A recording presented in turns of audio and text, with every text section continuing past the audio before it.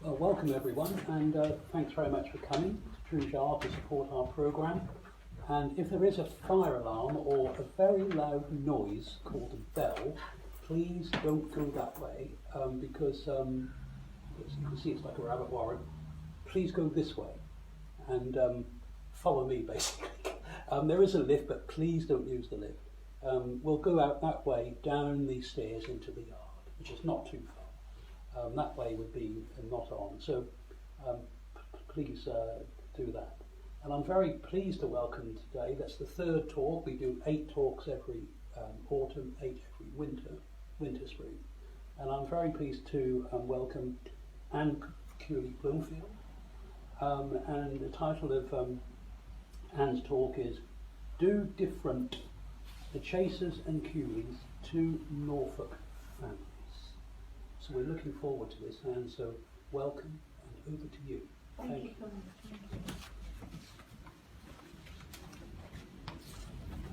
Well, thank you very much for venturing forth today. Isn't easy, is it? Now I've got to talk about the biography of my family, Do Diff'runt. I had no difficulty at all in choosing the title. Norfolk's motto sprung immediately to mind in thinking about the members of my family on the Chase Culey side. Like many of Norfolk's own, they were so strong-willed, so fiery, so determined to do different that the title chose itself.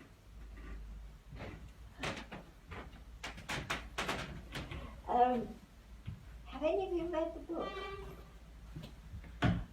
Well, I do hope you will. I will. I've only got 2 copies, but if you leave your name with my friend, I can send you them. Yeah? Thank you. When a writer sends a book out into the world, it's a bit like setting little paper boats floating on a river. You don't know where they will go. How many will capsize without trace? How many will reach far off destinations? How many are just abandoned? For it's seldom one gets a response from a reader. That's why it is so delightful if someone leaves a comment on Amazon or Facebook or even nicer telephones. Then you know that one's baby, which you've sweated blood over for so long, and which in my case took 8 years to write, and this is the manuscript here. It's quite a weighty tome. But that took 8 years with all the collections and everything. Anyway, it's nice to know if people have enjoyed it. Now let's start at the beginning, which, as we know from the song, is a very good place to start. Here we have the title page. You'll see the map of Norfolk centering on Lynn and Thetford. And the main characters, the Chasers, Culeys and the Whites, all had their being in Lynn, and then my dad when he moved to Thetford. The publisher told me I could definitely not have a map of Norfolk on the cover, which I instinctively wanted right from the start, because official maps are under copyright. So one morning I sat down and painted it. How did I come to write it? Well, I was a teacher of English, and it took a long while to cast off the shackles of my profession. By that I mean, for years I had to insist on standards of grammar, punctuation, modes of speech, the tedium of marking exam papers, deciding whether to pass or not pass borderline GCSE quizzes. It took years for me to throw off constrictions, to find my own voice, to get rid of stilted writing. Although I've always been a great reader, which helps anyone's vocabulary, it was only by attending writing courses I gained the confidence. In 2012, I published the account of my boarding school experiences as Daybugs and Boarders. The book, which I'd hoped would be an eye-opener to today's youngsters, because boarding school was so different when I went, it was not acceptable to the school as I'd included photos of my contemporaries without getting their permission. I didn't know where they were anyway. This meant instead of selling the book openly at reunions, I had to sell the book out of my car boot to eager recipients. Ironically, photos of the same girls are now plastered all over nostalgia pages without any reference to copyright. In 2013, I was browsing through the books in Ely's Cathedral shop and came across Trevor Beavis's little book called Strangers in the Fens. Turning the pages, I found that my maiden name, Culey, C-U-L-Y and C-U-L-E-Y, was actually formerly C-U-E-L-L-I-E. No wonder it was changed from the Walloon spelling to a more anglicised version. But this little book fired my imagination. All I knew of my family was anecdote, or the website Ancestry. Maybe you use that. Because my grandfather and father were doers rather than being concerned about history, so they very seldom talked about their forebears, though Grandad Ben Culey had the idea the Culeys originated in Piccadilly, and he told me about his father, David Culey, who kept an alehouse in King Street. Then I read about the Culeymites, a religious sect founded by my forebear, another David Culey, who is known as the bane of the Bishop of Ely. Another influence on my growing determination to tell the family story was coming here to True's Yard and seeing familiar photos of Sam and Sheepher Chase and finding mention of my Chase forebears in the little books on sale, such as The North Enders by Patricia Midgley. The Chasers' menfolk were usually mild, fair-haired men, firmly under the rule of their feisty wives. So it was surprising to read of a brawl in the Tilden Smith pub when one got into a fight and threw a man out of a window. My grandmother's Chasers brothers were strong men, as you could see from the photo of the Grace Darling tableau, which is in this museum. Grandma Culey was very proud of being called Grace Darling, after the heroine of the shipwreck off the Farne Islands, Northumbria. Now I'm going to show you her photograph on the right here. There she is wearing her gown, see? And she has just won the sculling competition of the Lynn Regatta, which was held on the river every year. So she had an official photograph took. And over on the left, you can see the Chase family as they were outside their cottage. It was at the end of the bank, or cut. And many of them lived in that cottage, but here they are with their spouses, girlfriends. This is my grandfather here, and that is Grace there. And this is Sheepher Chase with his wife. He had 3 wives, 2 of them died, and there's the rest of the Chase family.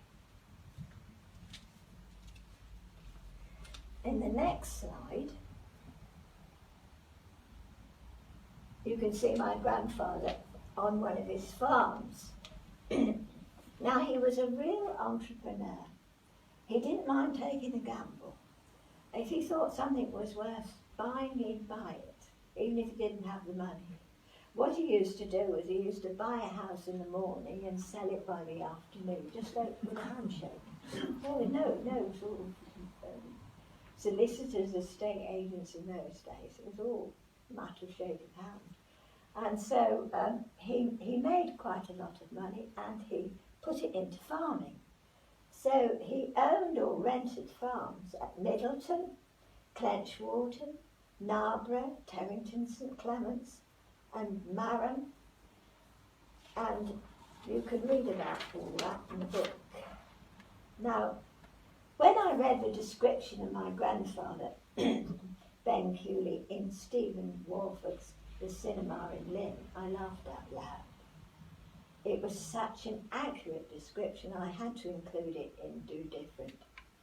I'll read it to you now. Mr. Culey, a man of many interests, owner of fishing smacks and farms, was a colourful personality, well known in the North End, readily identified by his powerful build, visibly distressed suits and ancient trilby hat. His habit of smoking good cigars in his pipe, in which they stood like chimneys, gave him an air of imminent combustion. More of this habit later. Let's return to the conception of the story. It was in the little reference room here that I searched the records for my great-grandfather, John Chase, and found his appointment and year's income from King's Lynn Council of £36 in 1874 for attending to the lights that guided the fishing boats home through the cut at the neck of the wash. He thought it offered security and a step up from the toil of a fisherman's life. And if we just go back a minute, if we go back, you can't see it, but by the side of the cottage was an enormously tall pole, and every evening he would hoist lighted rags up to the top, and that light would shine so that the fishing boats could come through the narrow cut. Right. Now, people have asked me if I kept diaries. Well, only intermittently, but I am lucky in that I've got a very vivid visual and auditory memory. Even today, in my mind, I can hear the drawn-out cadences of the soft Lynn accent, the way my family spoke about Tuesday marketplace and going home and down the road. And the almost biblical construction of sentences. Do you be a going down the Luke? It was this gift of being able to hear them speaking in my mind that helped me to actually capture the conversations that I remembered from my childhood and the way they spoke.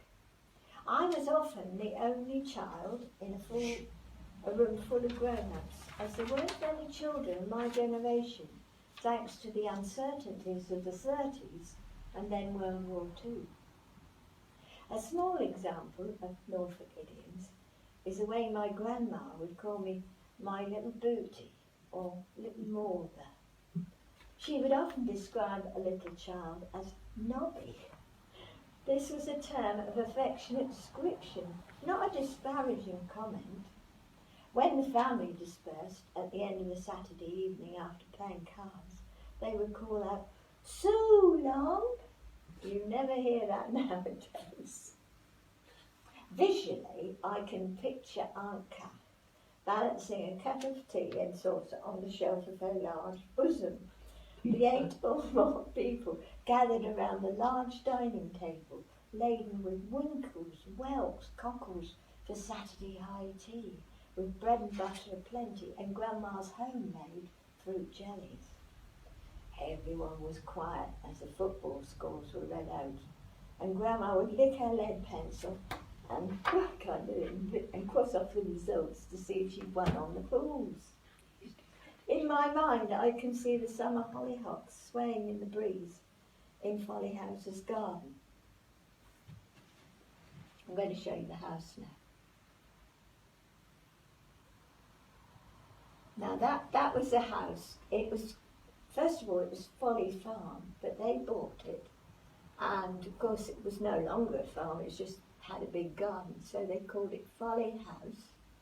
And over here, they had a lovely conservatory and a bow window built. And that's where they lived for the rest of their life.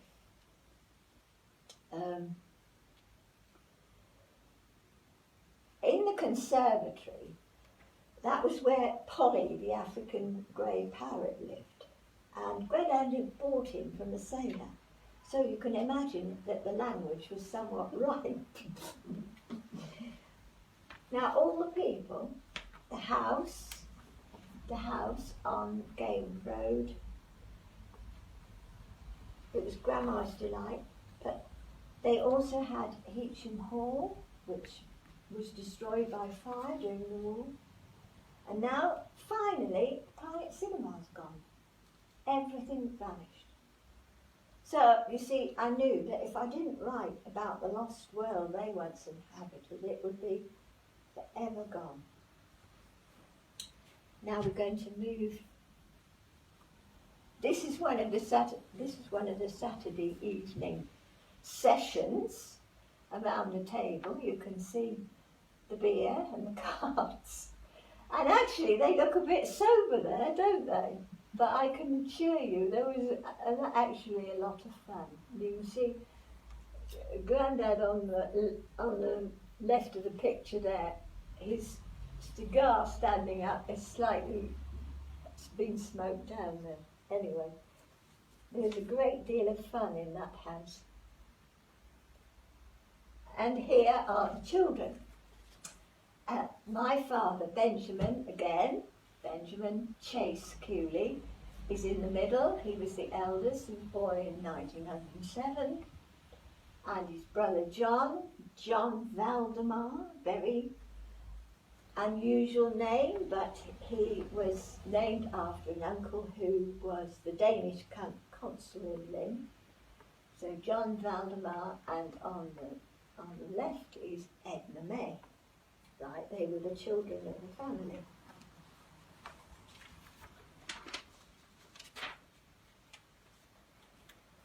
Well, as I said, it's quite something to undertake a book, and I felt I needed more confidence, so I met with a writing group at St Bride's on the coast of Pembrokeshire, and we gathered there for a week to talk and share our memoir projects. When I commented that mine was not about my life as such, but that I wanted to write about a whole family, they gasped. Fortunately, the conveners whispered to me, "You can do it." We need those votes of confidence. But how to begin? Suddenly I had an image of those Walloons, those foreigners, digging deep into the rich black soil of the fens to straighten the ooze. It sprang to mind. He was a way in.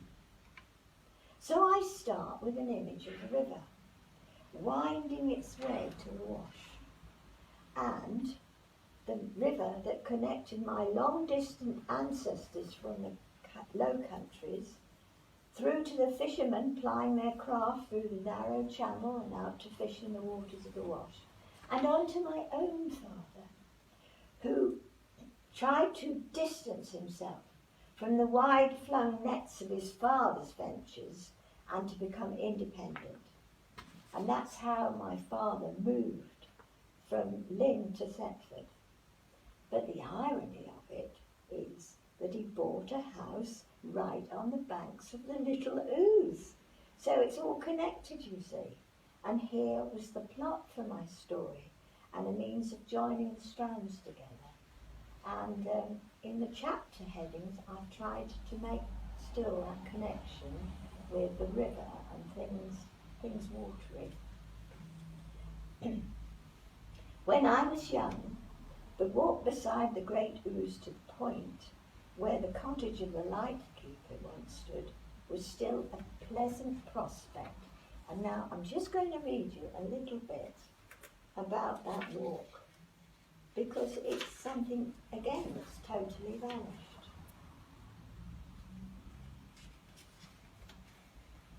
Come you all along me. Last time we were getting on down the point, or the best part of the day had gone missing.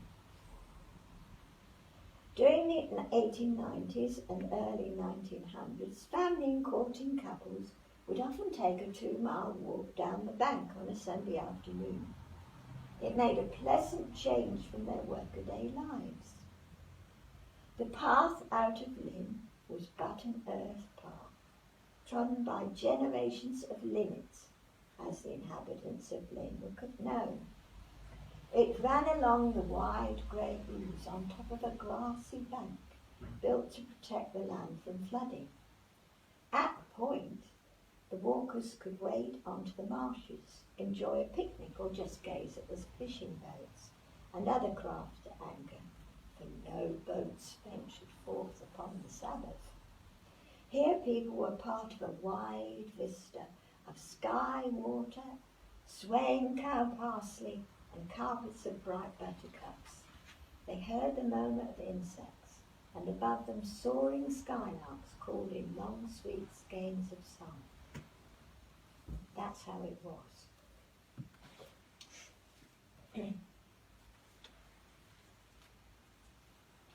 But now, as you know, it's become a bleak, industrialised landscape, flat water, flat land, and sparse vegetation. Another shock for me was strolling down to the quay to see only a couple of fishing boats. 40 years ago, there were still smacks up at low tide by the customs house. Amongst them, I was able to find the Grace and Edna and the Rachel, which were owned by my family. I wonder what happened to the Sarawara, which my grandfather Ben bought from the artist Edward Seago. You know Edward Seago, the artist? Beautiful landscapes. Anyway, Edward Seago used to sail around the coast and of Norfolk and painted seascapes and landscapes. Well, I got started. Chapters 1 and 2 followed easily enough. But from then on, I didn't write consecutively. I wrote as I could feel it coming. I found some chapters easier to write.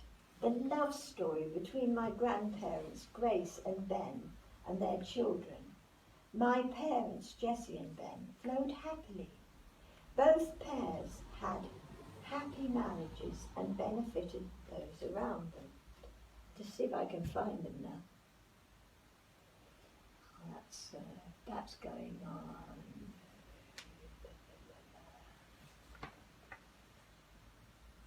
Right, here we are. Here you can see my father, Ben Jr. and Jessie White, as she was then, and Ernie Chase, Jessie Irison and her husband, and Eva Chase, all having a happy day at Hanston. And there were many days like that for them. And there you can see, I think that's a lovely photo of my mother with the parasol. That parasol was greatly used in photographs at the time. That was, I think, 1931. Anyway, we'll go back there. We'll come on to the cinema later.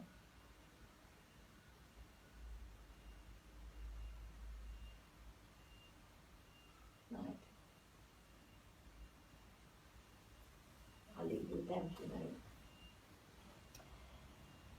Anyway, there was a loving atmosphere in which I was raised.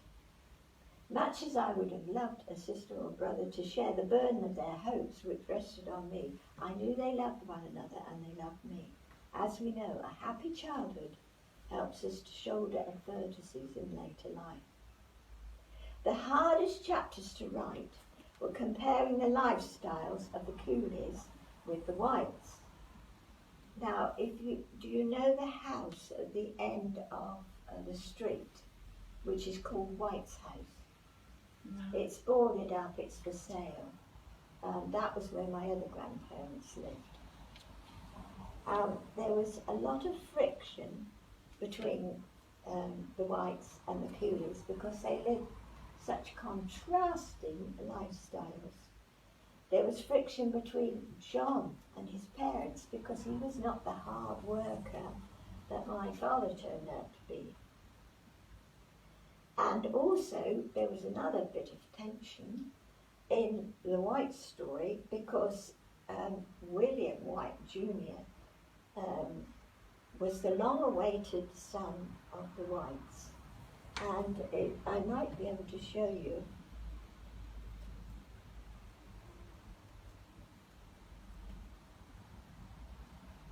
That's John with his wife. And here is my grandfather White on the right and his son William. That was actually, I think, the day after the war ended, in 1945. But you can see that they had a great connection, as all our family did, with St Nicholas Chapel. William was the long-awaited son. He was born after 3 daughters. It was so important to my grandfather White to have a son join him in the business. It seems girls' reliability to my grandfather. But in those days it was not considered fitting they should follow a career. When old enough they were expected to get married and they could have a little job before they did so. But then it was expected that their husband would keep them. I had to convey the disappointment that Willie caused his mother and father. My grandfather White was a severe man, and whereas the flamboyant Culeys wore their hearts on their sleeves, William was a very buttoned-up type of man. It was only recently, in coming across the letter he wrote to his youngest daughter, Cassandra, when she was in the Wrens, I realised the depth of emotion this austere man felt for his family. He used to take us on little walks to the docks to buy wood. He would stamp them with a soldering iron with WW for William White on it, and then that wood would be purchased. And that's somewhere here. That is wood being delivered to the back of St Nicholas House in 1931. From Scandinavia, of course. Anyway, he would take us down when we were old enough to the docks to buy the wood and stamp it. And being a very religious sort of man, we would always sing There Is a Green Hill Far Away as we went. And when we got back, he'd slip us half a crown. So although he was a very severe man, he had his soft side. But my father always called him a mean man, because he never spent money on making the kitchen comfortable for his wife, installing a bathroom or inside toilet. When my mother took a new tea set for her mother to use, because all the cups and plates were cracked, the gift was refused. This frugality was in line with his beliefs of living a very simple existence as a member of the Plymouth Brethren. Given that kind of upbringing, it was amazing how spirited the girls could be in their mode of dress, which was extremely fashionable. They early drove cars. That, by the way, that's the Flower Pot pub, which my grandfather had a hand in building. It's gone now, hasn't it, Paul? Yes. That's everything. But this is a picture of the family which shows their lighter side. There's my grandmother White, who had a lovely sense of humour. There is my Aunt Cassie. You can see she's got a very fashionable, this is sometime in the late 20s, you see, very fashionable Eton crop, had all her hair taken off. And my Aunt Grace and William as a schoolboy and my severe granddad. They enjoyed motoring, and they went to John O'Groats to see an eclipse of the sun, which was quite an unusual thing to do in those days. I think the section I enjoyed most writing were the chapters Crazy for Cinema, because my childhood was bound up with the cinemas. For this section, I received heartwarming stories of my father's kindness to customers during the war at Thetford and Brandon, and the wrecks that felt well, which he named after our dog. One of my earliest memories was the opening of the pilot in Lynn, and this is the dress I wore. That was in 1938. I'm giving it to the museum.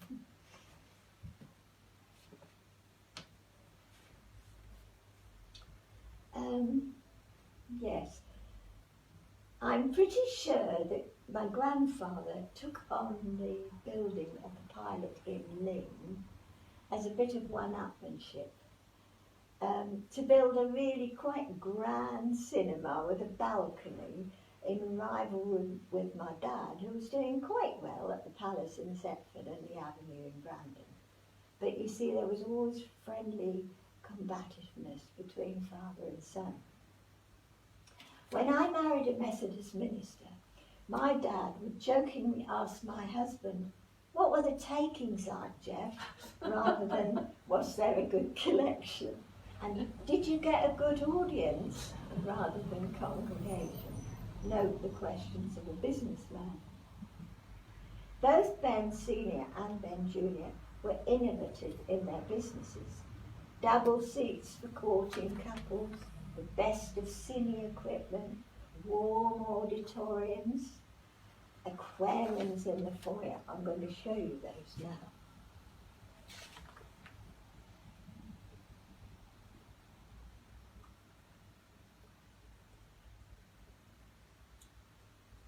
You see, this is the auditorium. You can see that the seats, they might look a bit garish to you, but they were the very latest jazz age sort of patterns on the seats, best quality.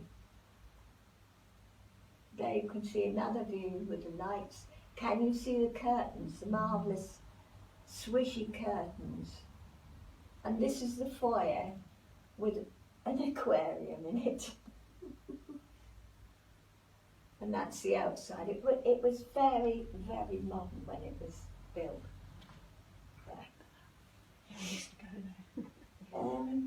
But you see, my father and grandfather enjoyed making people happy rather than being obsessed by profit.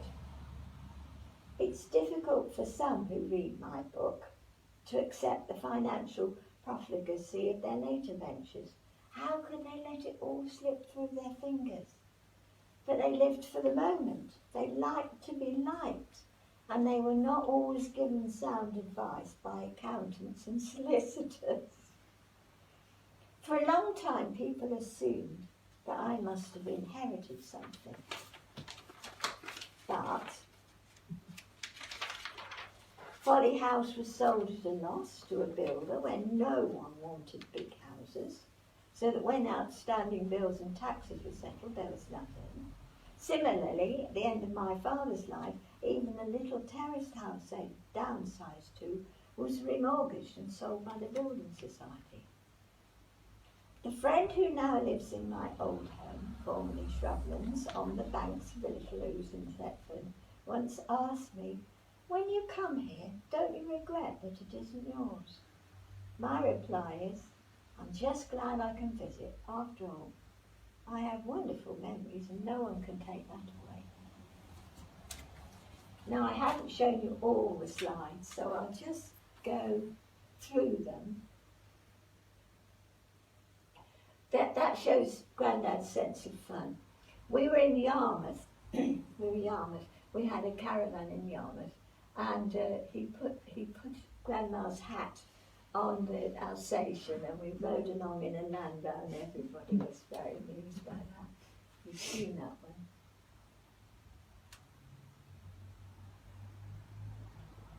That's the cinema at Thetford, which is still standing, although it's a bingo hall. That was the coronation in 1937. That's all the bunting. And there's the letterheading. That's our house Shrublands in the winter time. If you read the book, that is the most racy bit in the book. That is about a very exotic land girl we had from Austria and the shenanigans she got up to when my mother and father went there. This is when we had the Melinda. We had a lovely motor launch after the war, and it was first of all called Melanie after Perchance to Dream by Ivan Novello, and the leading lady sent us a photograph of herself which we had on the boat. There is, again, the fun side of my father and grandfather. my father's got a boiled egg, which he's attempting to get in sleeping granddad's mouth. And here is the typical generosity of the Culeys, entertaining the old people, because they never thought they were old, the old people at Folly House. And this is the Anglian restaurant in Thetford, which my father opened. This is my darling mother there. And also during the war, my father had to look after racehorses from Newmarket. They were sort of farmed out to different places for farmers to look after.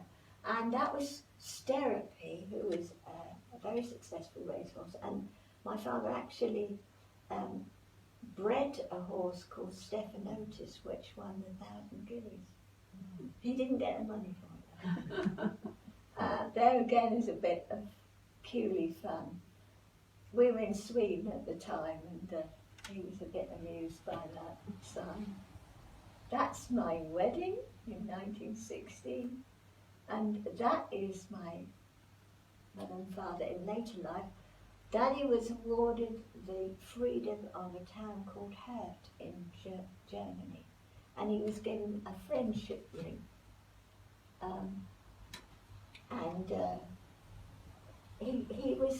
He was more outward looking than my grandfather. You know, he believed in Europe very strongly. Did all he could to promote twinning.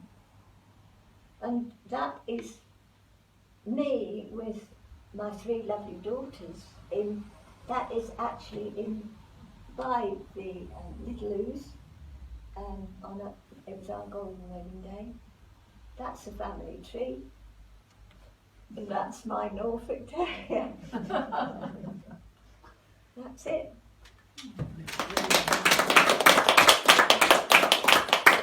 Thank you, Anne. That's very interesting. And before we move on, I'm sure there might be some questions.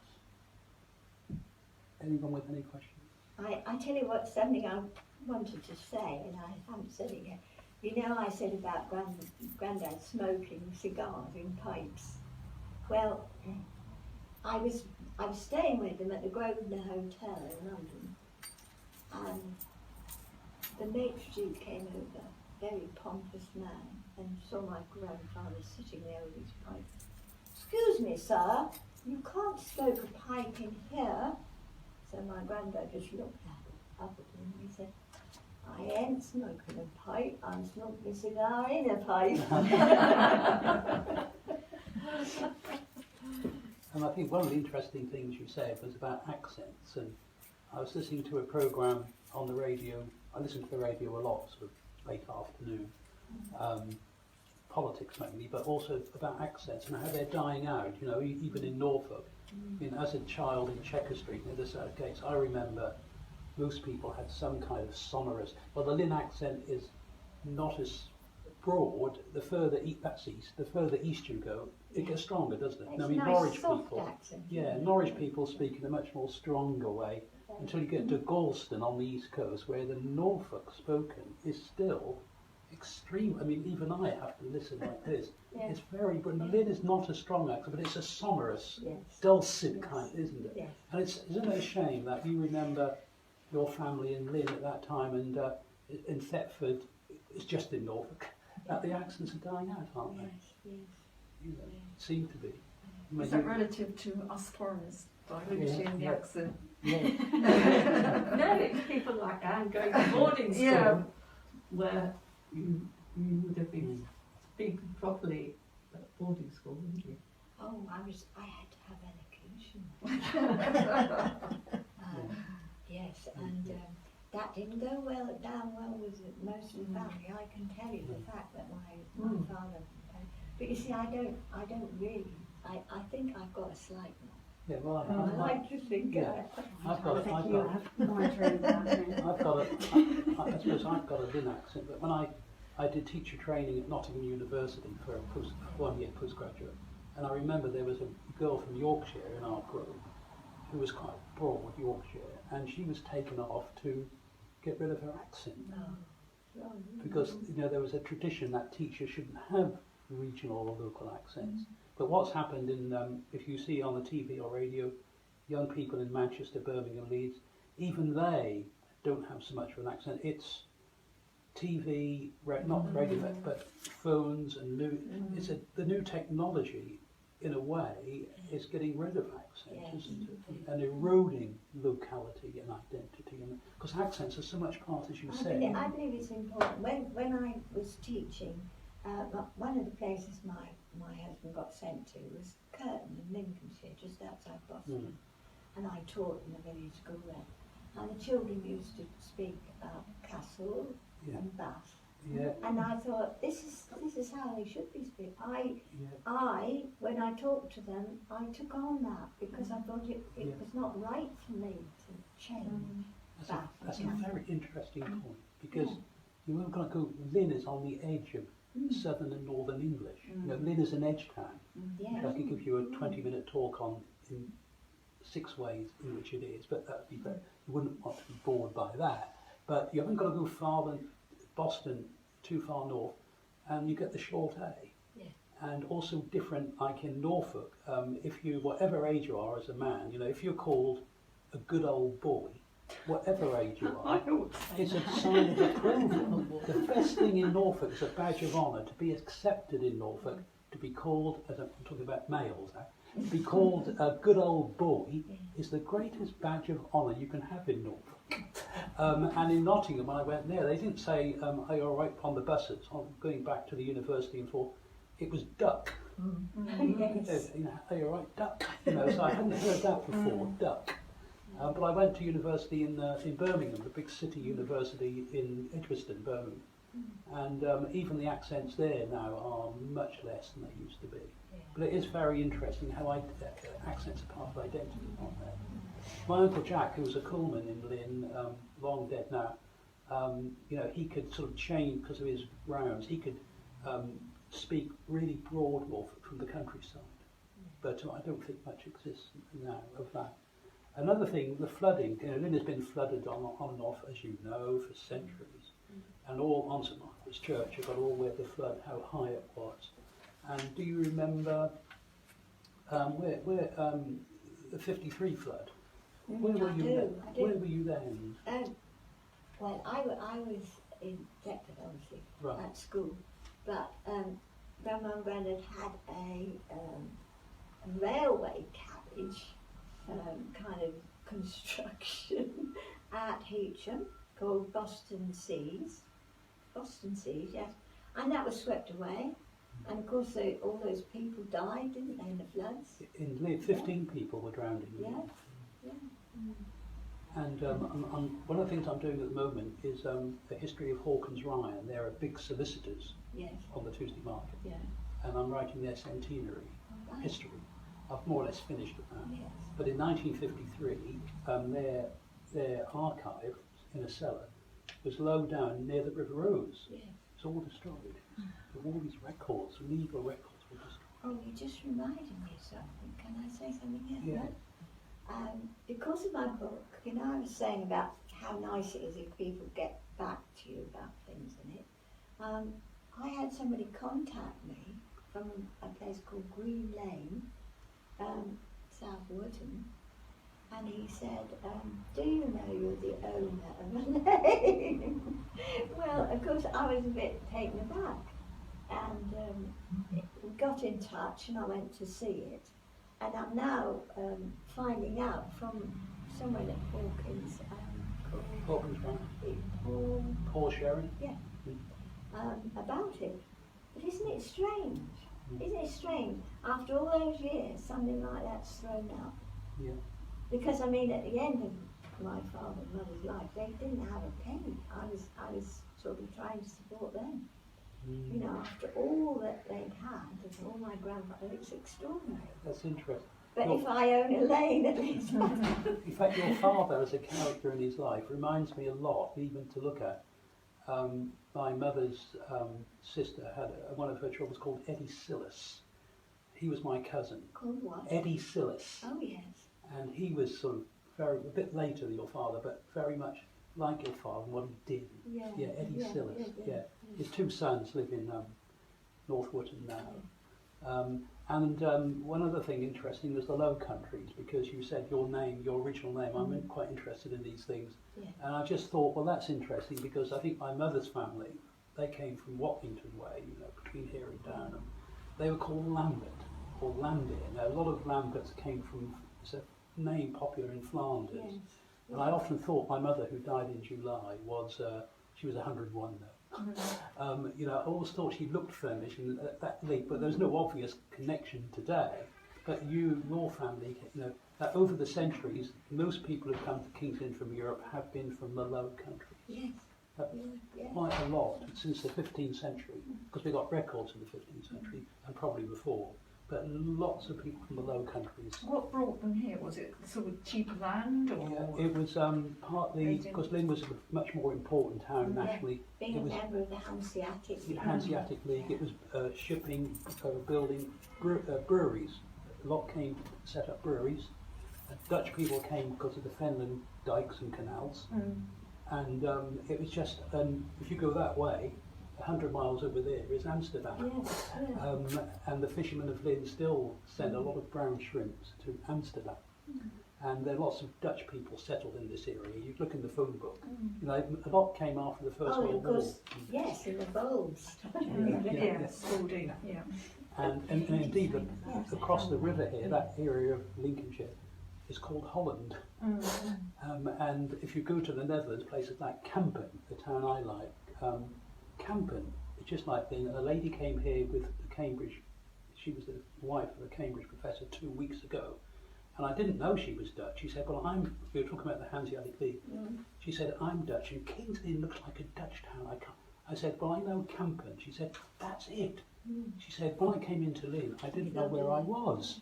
I thought I was back in Holland. But she couldn't think of the Dutch town. It was Kampen. And Kampen is exactly like Lynn. Amazing. And you can see it in the architecture, can't you? The steps, roofs. Yeah. And it's got a big river. You know, it's exactly set up like Lynn with a big river. Yeah.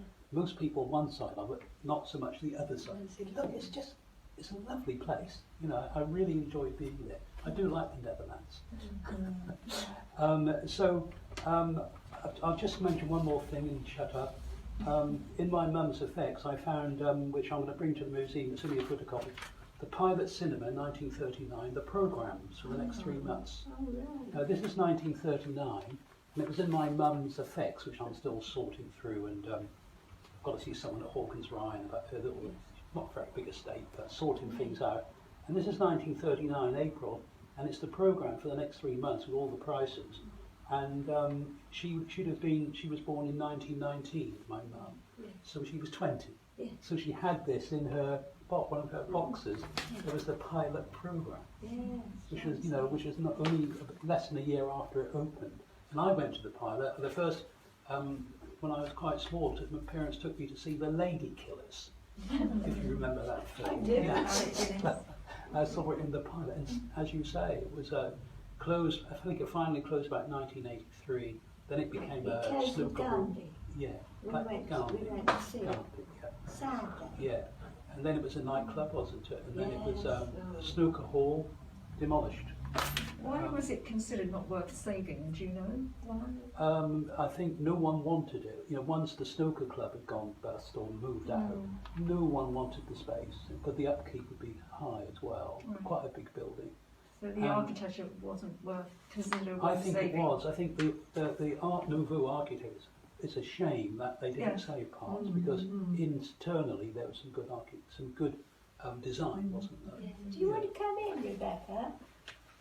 Anyway, I mean, now Sadly, we're getting to the same stage now. Rebecca's really saying Closing. she wants me to They're big shut up. buildings to maintain if you haven't got the cash coming in. No. Well, just to say, next week we've got Father Peter coming to talk about pilgrims, because those of you who don't know, and will know, near King's Lynn, 24 miles, is Walsingham, which for centuries was known as England's Nazareth. It attracted pilgrims from all over Europe, and was as big, if not bigger than Canterbury. This is a huge history. And so Father Peter's talking about that, and we're still taking I know you're supporters. If you've got some change in your pocket, perhaps I could put a box of 5p. If you've got any loose change, we'd be very grateful for it, as we are a charitable trust. And I'd like to thank you very much for coming. A very select audience. And most of all, Anne, thank you for a very interesting talk. And I think what I enjoyed most of all, I know other people enjoyed because they were all listening intently, I could see that, was how you brought things alive. You know, that house, which I walk by at least 4 or 5 times a week, White's House.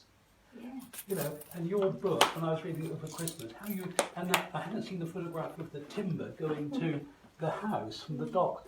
Timber is still Lynn's biggest import, from Finland and Sweden. We get most of our, it's by far the biggest import. And you really brought things alive, and the importance of family history and identity, and how it links up, and the generations, and the North End, and all that. So thank you very much indeed for a very interesting and important talk about our identity, heritage, and some very good pictures as well. Thank you.